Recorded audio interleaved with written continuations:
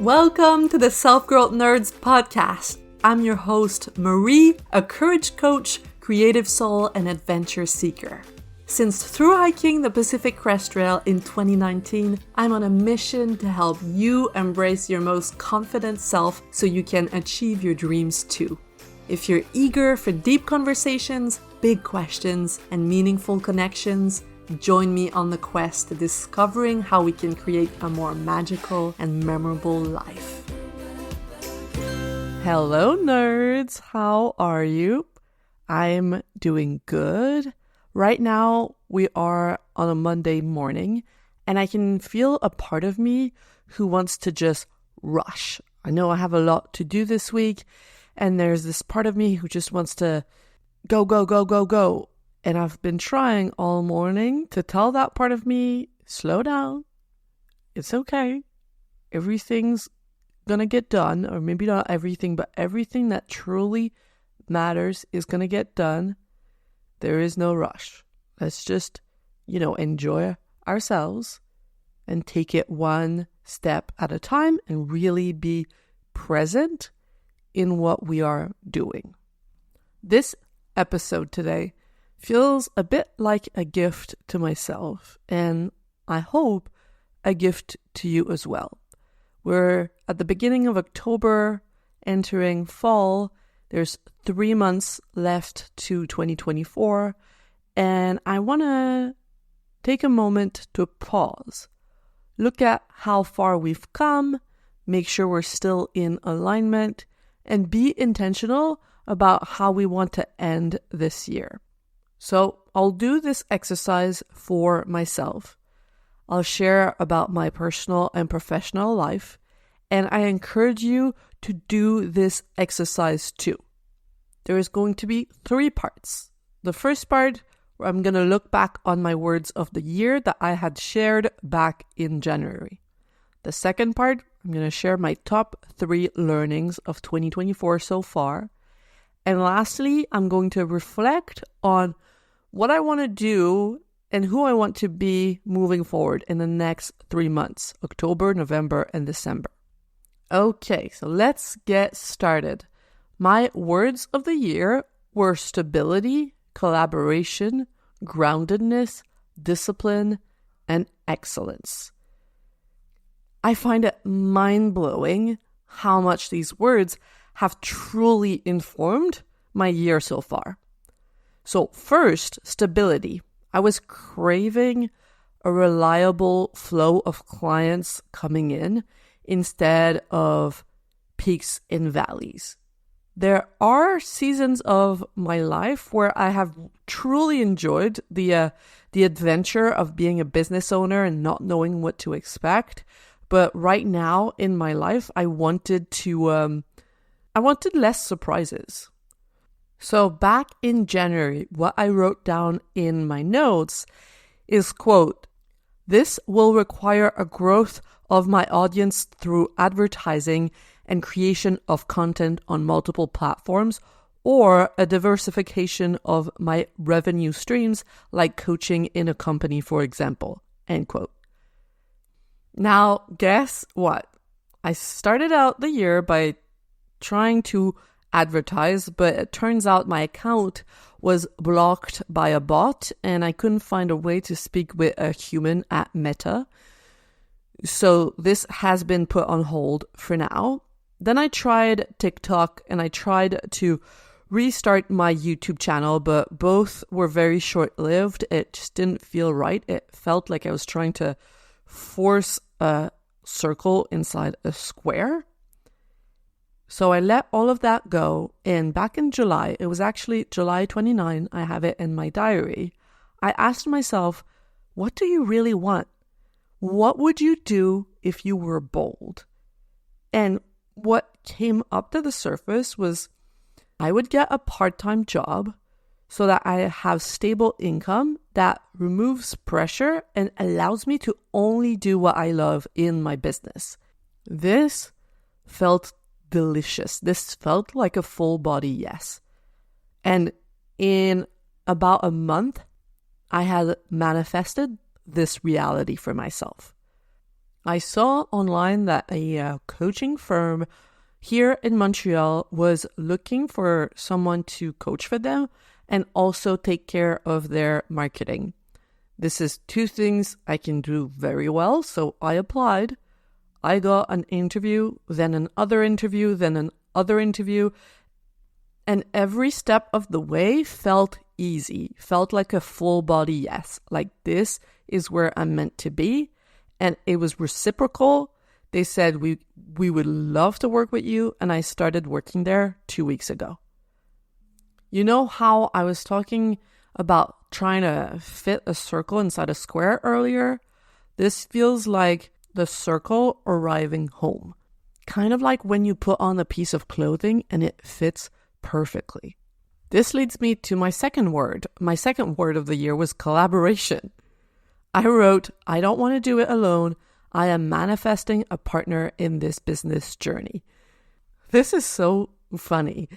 I think I was picturing someone to join me in my business, but turns out I'm actually joining others in their business.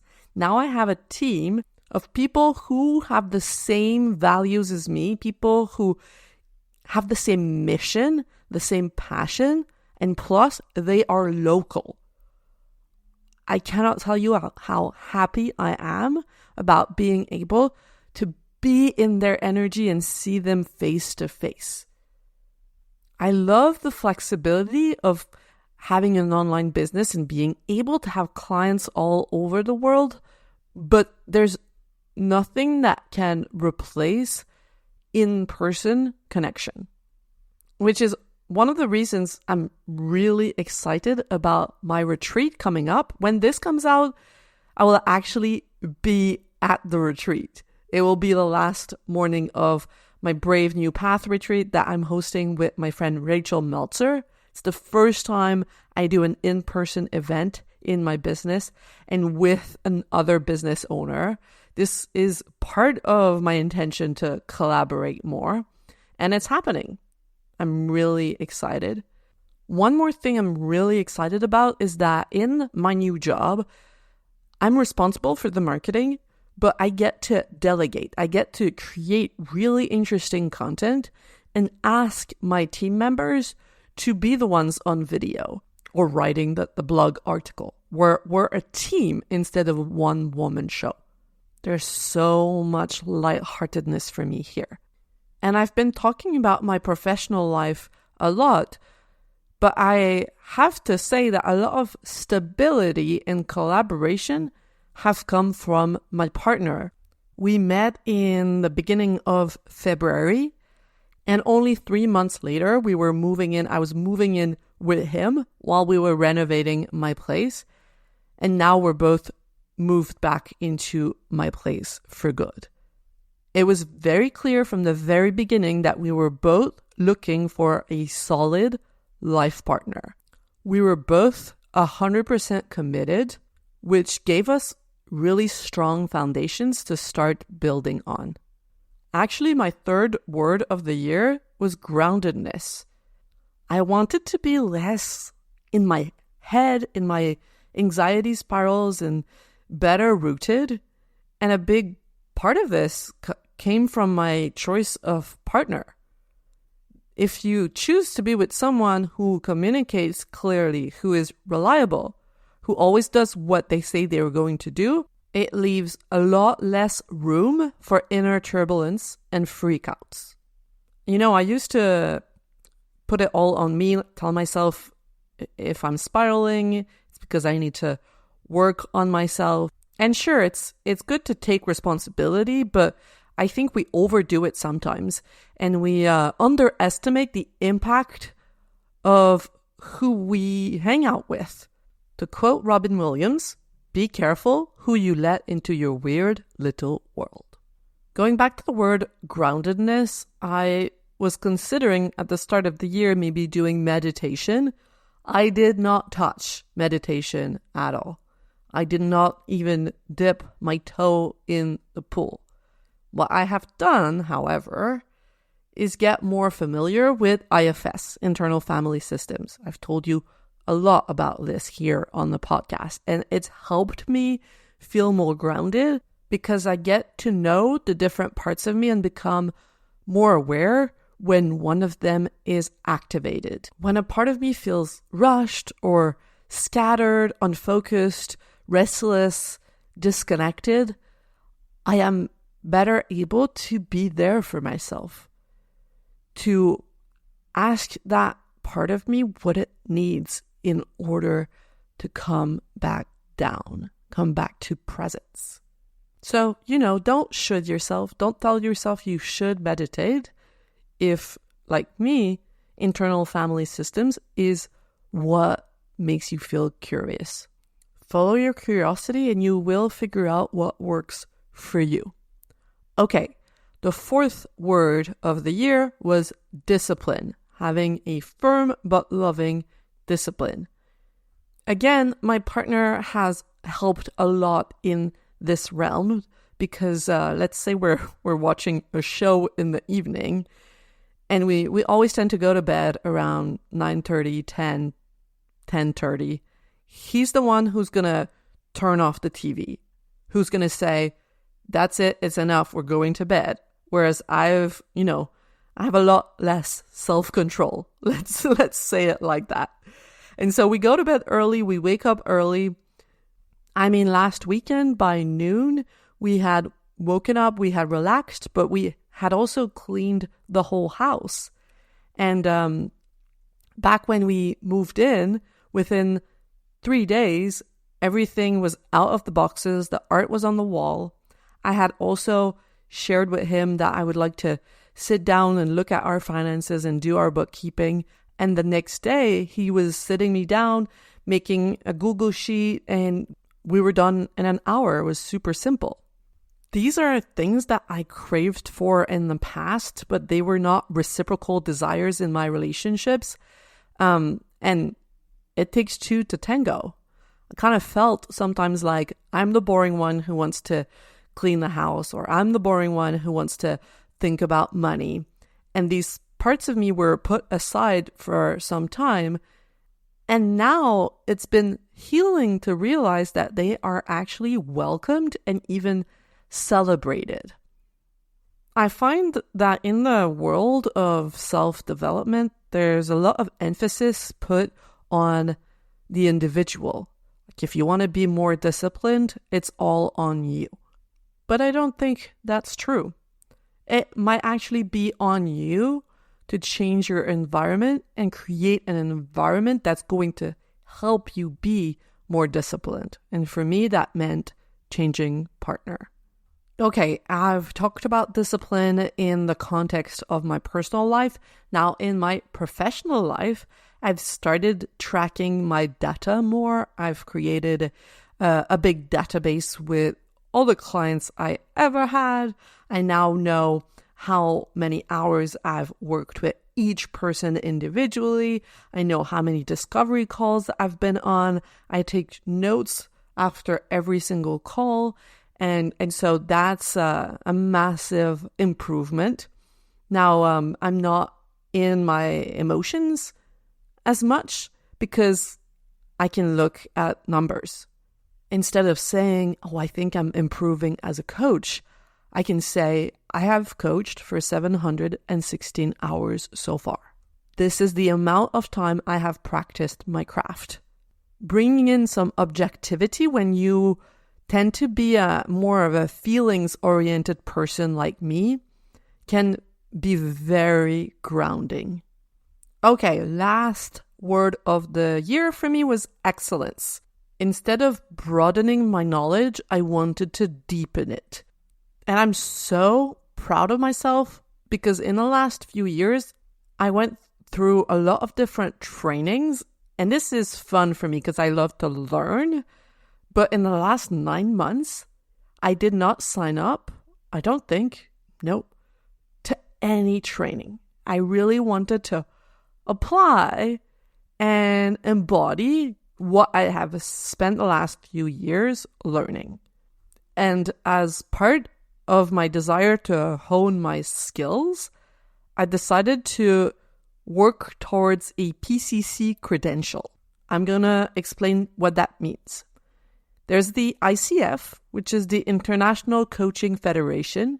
Our industry is not a regulated industry like therapists, but the closest thing that we have is this ICF. And within ICF, there's different levels. The first level is ACC for accredited coaches. And then the second level is PCC for professional coaches when you have acquired over 500 hours of coaching. And there's different criteria. One of them is that you have to hire a mentor/supervisor to work with you for a certain number of hours to listen to your coaching, give you feedback, and then you have to pass an exam. And I started this. I hired someone who I'm working with. It's a very humbling process because you're face to face with, yes, your strengths, but also your weaknesses. And so you have someone pointing them out and working on them with you. It's been very rewarding, but also hard on the ego sometimes. That's all part of working towards excellence. So that's it for my 5 words of the year: stability, collaboration, groundedness, discipline, and excellence. Actually, there's 2 things I want to add to collaboration.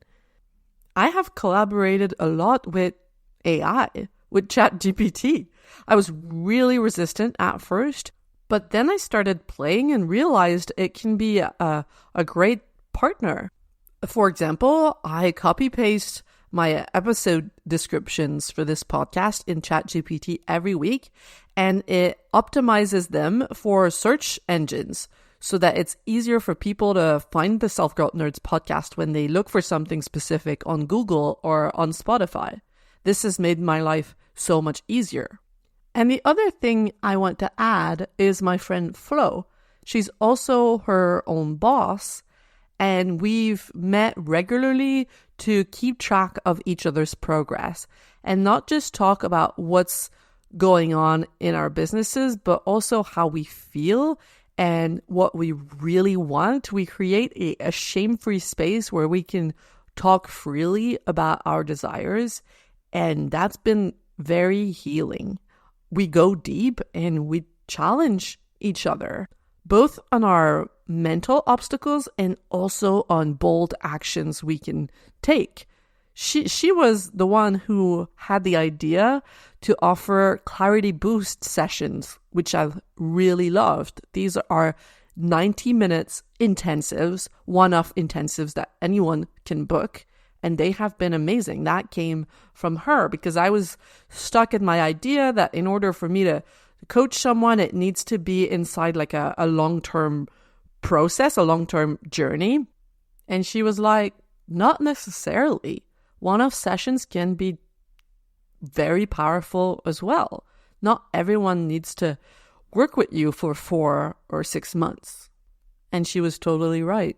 So don't underestimate who you surround yourself with. It makes a massive difference on my quality of life.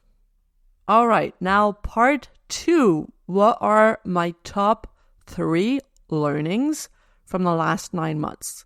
Number 1, in moments of desperation, I just need to keep taking action. When I feel like I'm drowning in uncertainty, I've learned that I just need to remain in motion. Imagine if you wanted to cross a lake, you start swimming and halfway through, you're really tired. If you completely stop, you're going to sink to the bottom. Whereas if you just slow down and keep swimming, but slowly, you are going to make it to the other side eventually. And sometimes you can take intentional breaks where you turn around and float on your back before you keep going. My second learning is actually quite tied to this one, and it's just reach out to people. Don't try and fix everything on your own, especially when you're in a liminal space, in a period of transition where you don't really know what's next. It's always helpful to build relationships, to have conversations. Not necessarily to ask people, what should I do? No, just to broaden your perspective of the possibilities that exist. Many people are afraid of disturbing others. They don't want to be a burden, but most people love to connect and love to help. I was told that one of the reasons why I got the job that I have now is because they loved the way I approached them. I just contacted them online, had a conversation, an exchange of voice notes, and it felt very authentic, very equal to equal versus trying to be professional and formal, and there was no power imbalance. We're all just humans.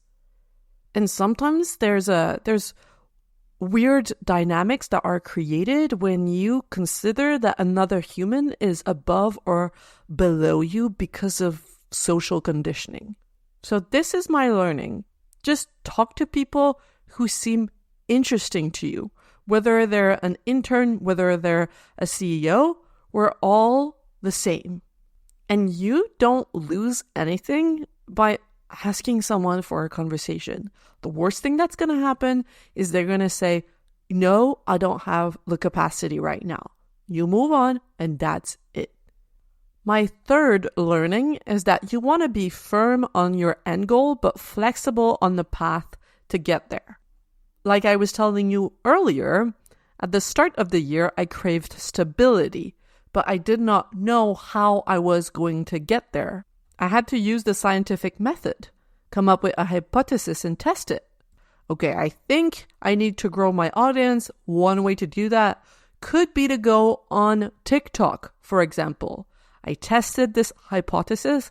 I paid attention to how it made me feel, to the results that I was getting. And from there, I had more data to make the next hypothesis, test it, and keep going until I found what was best for me. So the end goal always remains the same, stability, but we try different ways to get there. Now, the final part of this episode, I want to share with you what I envision for the next 3 months, for October, November, and December. When it comes to my personal life, I foresee a lot of coziness after a summertime of restlessness and a lot of action taking. Now it's time for slowing down and getting warm and cozy. When it comes to my new job, it's all going to be about getting acquainted, getting comfortable, finding my footing. And when it comes to my business, I want to simplify my offerings, make it really, really clear how you can work with me, and have different points of entry for different budgets. Speaking of which, I want to start implementing pricing transparency. Right now, to get more details about the cost of working with me one-on-one, you have to get on a discovery call. And in the next few weeks/months, I want to start showing my prices directly on my website so that, it's not a secret. It's right there, and you can make an informed decision. And the people that are in front of me on a discovery call already know how much it is, and they already know if it's something that they can afford, and they're only there to validate if we're a good fit and to have more information. I think that's going to feel more aligned with my values, because personally, when I want to hire a coach, I want to know. I want to know how much it is, because I'm not going to waste my time and have a 30-minute conversation with you if I already know that your thing is too expensive for what I'm looking for right now. So that's coming very soon, and I cannot wait. I'm also in the middle of teaching my course, The Courage to Start New, to a small group where we're spending 8 weeks together. And that's been a very enjoyable experience. So I can already tell that I'm going to do it again, offer this again, not long after this one is finished. So keep your eyes peeled for this one if you feel like you're in a period of transition or approaching one. All right, that's it for this week. It was a very personal time of reflection. I hope it helped you reflect on your own life. Like I said at the beginning, I invite you to take a moment to really sit with your journal, with a warm drink, with your journal, and write these things down for yourself. It's important to make sure you're going in the right direction and you're being who you want to be and not getting lost in other people's expectations. All right, I'm sending you so much love, and I will talk to you next week. Bye! If you love what you're hearing on the Self-Growth Nerds podcast and you want individual help finding a new direction for your life and developing the courage to make your dreams a reality, you have to check out how we can work together on selfgrowthnerds.com or message me on Instagram at selfgrowthnerds. My clients say they would have needed that support years ago. So if you're tired of feeling like you're wasting your life, don't wait. Get in touch now, and I cannot wait to meet you.